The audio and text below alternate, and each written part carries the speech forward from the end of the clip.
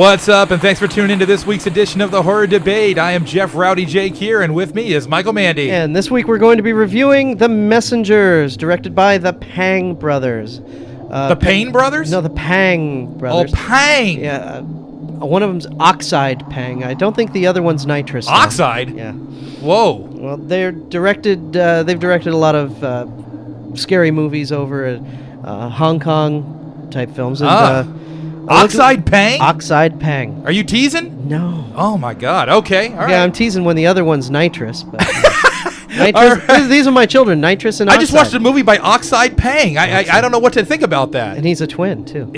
God, if I had twins and I was going to name one Oxide, I'd name the other one Nitrous. Me too. Yeah. All right. Lay it down for us, Mike. What's the plot? The plot of this film is a family of four, dad, mom, teenage daughter, and a little toddler kid, move out to the middle of Nowheresville. I think it's called North Dakota. I believe so. Sorry for all you people out there in North Dakota. But this house is in the middle of nowhere.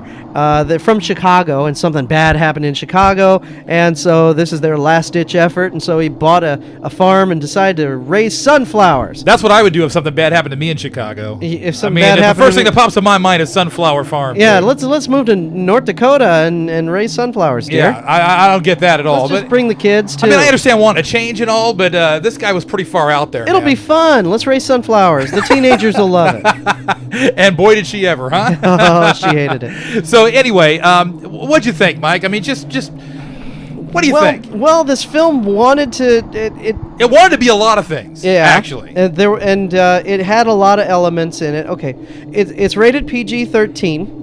It's a pretty good film to introduce younger kids to horror films, especially kids who have not seen the 18,000 horror films that I've seen and the 19,000 films you've seen. Right. So this is kind of like a pretty good introduction because, my 13-year-old or they're not going to say, ooh, that's taken from The Shining, or ooh, that's taken from the Amityville Horror. Where we did the entire movie. We're like, hey, man, we've seen this Shades before. of Dark Water, Shades of The Shining. Shades of Stir of Echoes. Some of The Grudge. The Grudge. A lot of influences from a lot of different places flying around in this movie. I thought that the cast overall was pretty darn good. I don't have a lot of complaints there. I thought the daughter, a strikingly good-looking little actress there. Dylan McDermott is the dad. Does Dylan McDermott to you seem like the type of guy that would say, let's leave everything and move out to North Dakota and raise sunflowers? Dylan McDermott seems to me that he needs to wake up before he acts next time, because he just seemed like he was kind of going through the motions to me. There was no emotion really coming out. This is a father. He seemed bored. A father of a troubled teenager who's getting in all kinds of trouble. Okay, drunk driving is what she got in trouble for out in Chicago. Totaled the car and almost killed her little kid. He has no real emotion shown throughout the entire movie, as far as I was concerned. Seemed like he was just kind of running on empty, man. Yeah, going through the motions. Picking up the paycheck here. I don't know. I've seen him in other things. Don't get me wrong. I've seen him in other things, and I thought he was darn good at what he did. This movie's very, very flat, very average all the way through. Yeah, he didn't seem like the type of guy who would say, you know what, I can make a living working the land. No, he didn't even look right in the role. Yeah, he doesn't seem like an outdoors type. I would have cast someone else, probably. Yeah, absolutely. But anyways, basically, I love haunted house movies. I'm a sucker for a good haunted house movie. As you know, I gave Stir of Echo, what'd I give it? Five stars, you right? Loved Stir American of Echoes. Haunting, what did I give it? Yeah. 5 stars, right? Yeah. So I'm a sucker for this kind of movie, right? But this one didn't fall all together like those other two did. Yeah, this one, it's so funny. This has so many... what should we call them? Bang moments, where there's nothing really going on. All of a sudden, bang! Something happens to keep the audience awake. You got to realize we watched this in the theater. Okay. Opening night. It's a Friday night. You got teenagers from one corner to the other, all of them talking on their cell phones. All of them on the cell phones, and all of them deciding this is going to turn into a roller coaster movie, and everybody's going to scream at everything. I mean, geez, the car pulls into park and they scream. So really, to me, a lot of this film was based around cheap scares, what I would call a cheap scare. Okay, and it's PG-13, so it's a good date film. But it was exactly what you were saying, where the sound effects, the big bang, is what's going to get you. That's what's going to make you jump, or the quick visual. the quick flash of something in the background, or the quick echo from the surround sound around you or something, which I thought this was not a THX certified theater that we went to. The surround sound was okay, but you could definitely feel that it was there, but it didn't level out with the rest of the movie. The dialogue was too loud. The surround sound wasn't loud enough. So that part of it to me, that's not the movie's fault, don't get me wrong. But what I felt overall was that since we're talking about sound with the big bang scares, those were pronounced. But after that, the after effect was just kind of wash. It just kind of felt like there was nothing there. Well, my thing was just you could time those big bang scares with a stopwatch. They were so it's after you slow. watch this many movies.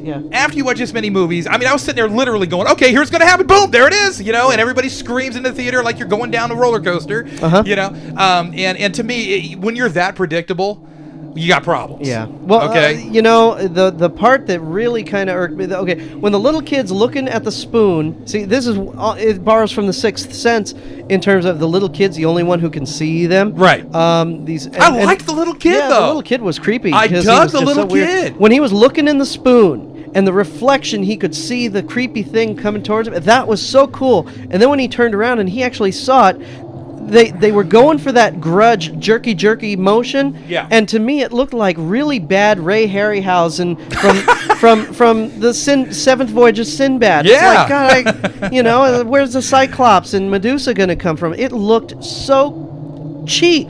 Yeah, and cheesy, and it's like, come on, people. But I'll add something to that. I think at the same time, it did give a sense of creepiness. I thought it was effective, especially with the faces of those characters. Yeah, the faces were very creepy. Very cool, very well done, and I don't think anybody, even as jaded as we are probably from seeing all these movies, I think we both kind of, think along the same lines there, is that those were some of the most effective of the movie as far as the scares. Well, when it was crawling, when the thing was coming out of the wall, and you got a really good look at it. A lot of times when you get a really good look at something, it ruins it for you. But here, the really good look actually, I think, helped it. Oh, yeah. But she was a trip, man. Yeah, but the thing is, when they're crawling on the walls and crawling up there, that's what looked cheap and cheesy. Yeah. And that kind of irked me. I'd have to agree. But, like I said, once you saw the faces, man, and that jaw kind of moving off to the side and looking kind of slimy. Or the thing in the barn. That was pretty cool, they were man. Creepy. That was pretty cool. So, yeah, you could definitely see The Grudge. You could definitely see The Shining. You could definitely see The Sixth Sense.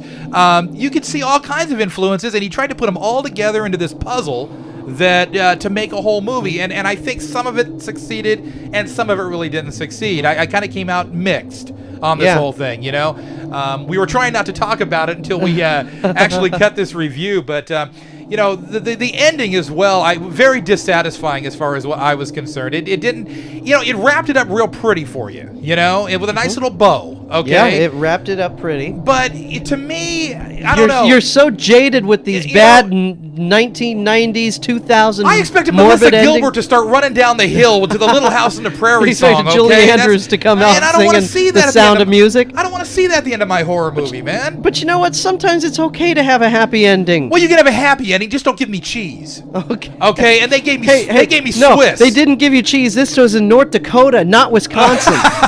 Okay, well, fair enough. But if it was in Wisconsin, I was waiting for that something, just a little bit of some hint that there was still something happening. But I didn't want something to happen. I wanted it to be over. Okay, well, that's you. You can watch Little House on the Prairie reruns, man. I don't want to see it. To me, there should have been a little something more at the end.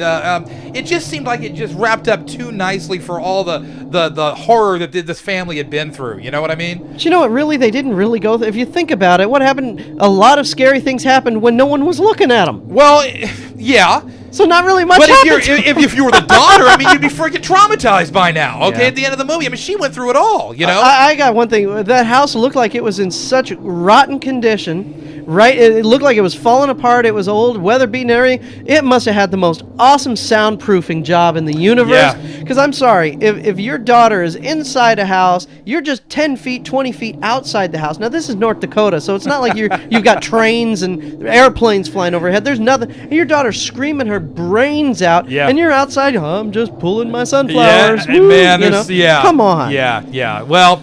You know, and like I said, acting-wise, I was satisfied, except for Dylan McDermott. I think he dropped the ball. The daughter was effective. The mother was great. The hired help, which I'm just going to call him the hired help. Let's call him Zach Wilde. We call him Zach Wilde. He looked just like him. But you know what? I gotta leave it at that because I don't want to spoil anything. But you know, he was very good. He was very good, very believable in the role.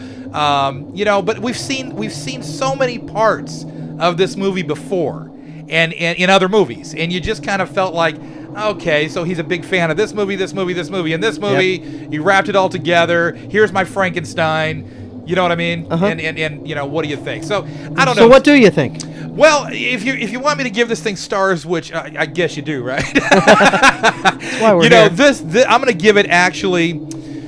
Oh, I'm gonna give it a 2, Mike. Yeah, I'm gonna give it a 2. It's almost. I think it's between a 2 and a 3. But we don't do halves. We don't do 3/4. We don't do 9/10. So I'm gonna say, let's go with a 2. Yeah. I think that with Dylan McDermott's kind of like bland acting, with all the parts of all the other movies kind of put together to make this one. You know, there were some great visuals. There were some decent moments of jump moments in there, but not enough to really keep me glued, not enough to keep me interested. I was honestly thinking the crowd was more exciting than the actual movie. And I think you mentioned, too, that a lot of times when you go to these flicks and the crowd is really up and going nuts, it's because the movie's freaking boring. Well, not when they're going nuts, but when, you know, we're going to have a false scare, it's time, and you're in the basement, all of a sudden you see a dead bird or something. So what, of course, do you want to do? You want to touch it. Why? So you can have like 2 minutes of a hand slowly getting towards it, and you hear the music building, and then some yahoo in the last row shouts out, "Ah!" just to make everybody scream, ha ha ha ha. Then 10 seconds later, the bird. When you have 16-year-old girls being able to time the scares as well as us hardened movie watchers can do, you know, now that we're used to it and we've been through all these flicks. When you have 16-year-olds that are doing it, that are predicting you're doing something wrong. You're not getting the scares across the way they're supposed to be. So I'm gonna have to give it 2 stars. Yeah, 2 stars. It was very formulaic. Had some good points. Didn't have. I don't see myself, you know, in 20, 30 years going, oh man, that movie, The Messengers, what a classic film. But it's valid for the simple point that if you do have a young teenager or you do have a 15-year-old, 16-year-old, or whatever that needs to be introduced to this genre, because they really all do, right? So this is a good introduction movie. It really is. Film. You don't feel like you're sitting through something that's like too watered down, yet you know it's got just enough of that edge in a lot of the scares to make the kid feel like, hey, this is kind of hardcore stuff. You know what I mean? Well, what I think it's hardcore. Right, that's what I'm saying. You want the kid to, because most kids are going to be like, hey, man, you know, this is just nothing. You know. But you know, if you got a kid that's going into the genre kind of blind, it's the Poltergeist of our generation. I was thinking that. I was so thinking that. You know, that it has a lot of things that reminded me of the Poltergeist theme. Yeah. So yeah, I mean, I would take you know, my 13-year-old to go see it. Yeah. It's a good introduction film. All right. I'm Michael Mandy. He's Rowdy Jeff. We'll talk to you next week at the Horror Debate.